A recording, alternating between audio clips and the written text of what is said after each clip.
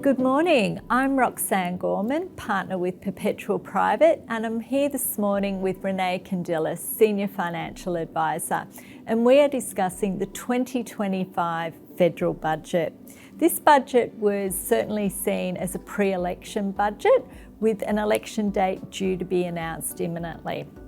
So Renee, what were some of the key measures that we saw announced last night? Yeah, thanks Roxanne. And look, it really is important to mention this is a pre-election budget. So, should the Labor government come into power in the next election that's scheduled for May, which can be brought forward, then of course the budget will come into play. But look, Chalmers last night, he announced kind of 5 main priorities in focus this year. So one is supporting the cost of living. We know that there's a lot of pressures coming through for households, and Chalmers is really focused on bringing in some policy play to help households, strengthening Medicare, building more homes, and really making the economy stronger, more productive, and building for the future.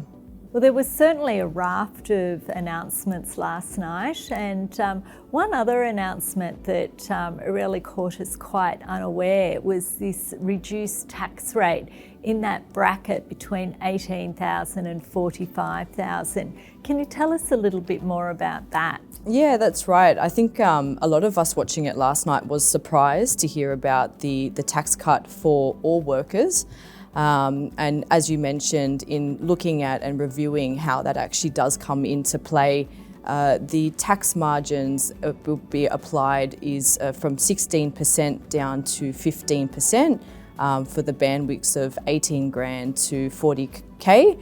And then in 2027, the range will come down again from 15% down to 14%. So yeah, look, when we're thinking about this, it does have a flow-on effect for all Australians.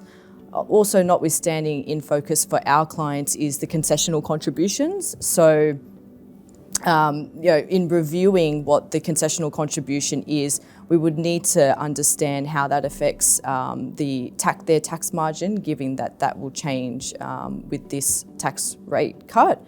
And also, for low-income earners, they will seem to get more of a Medicare levy relief and also a reduced levy.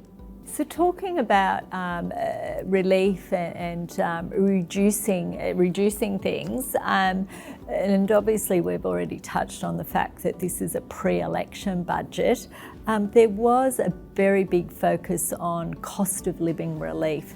And this seemed to be across a number of areas, whether it was Medicare, student loans, first home buyers. Yeah. Can you tell us some more detail about some of these cost of living relief packages that were announced last night? Yeah, totally. And look, I mean, there was no sort of secret that we know that Australians are doing it tough. So the way in which we've seen this relief come through is extending the electricity bill relief. So that will basically be extended till the end of the year, and that will benefit households and small businesses.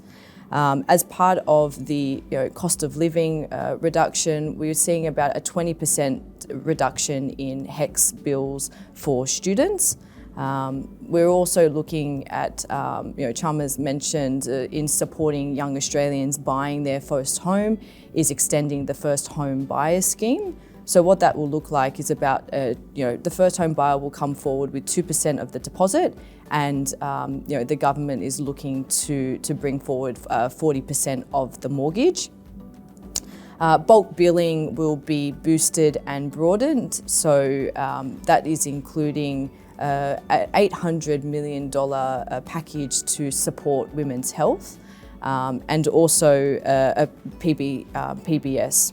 One area that our clients are always interested in is superannuation, and superannuation certainly was touched on last night, but it didn't look like too much was actually changing. Are there any amendments that we should be aware of or continuation of existing arrangements? Yeah, so no specific announcements with regards to superannuation, and naturally we know this is a really important area for our clients.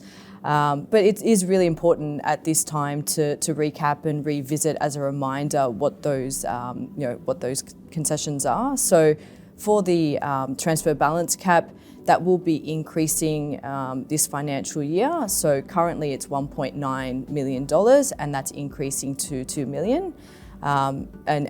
Looking at the concessions for superannuation, so they will be remaining the same. So concessional contributions will remain at $30,000 for the financial year, and the non-concessional contributions will remain at $120,000 for the financial year. Look, as always, it's never easy navigating the superannuation landscape, so we really do encourage to speak to a financial advisor if you are considering what some of these changes might mean for you. Well, look, you've certainly covered quite a raft of topics this morning, but look, in conclusion, if you had to call out a couple of key takeaway messages, what would they be? Naturally, the federal budget does have an impact on economics. So what we're seeing is that this budget can pose a slight degree of inflationary pressure. We're forecasting inflation to be about that 2.5% in this financial year, and potentially increasing to about 3% in the next financial year. Wage growth we expect to be higher than inflation over the next couple of years, and unemployment tipped to increase. After two consecutive surplus budgets, this one is definitely in the negative and in the red. So the debt for this year's is posed to $27 billion, and next year goes up to $42 billion.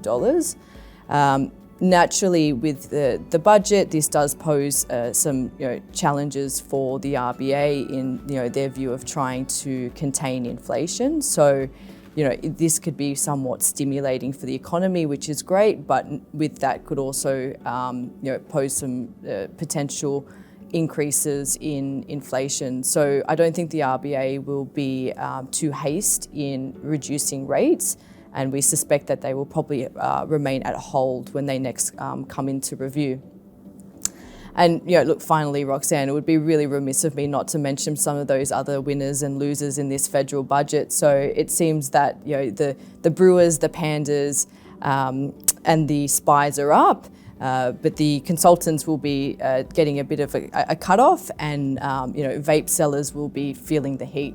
Thank you, Renee, for your very comprehensive coverage this morning, and that really wraps it up, and we look forward to talking with all of our clients in more detail around the 2025 budget and what that means going forward. Thank you very much.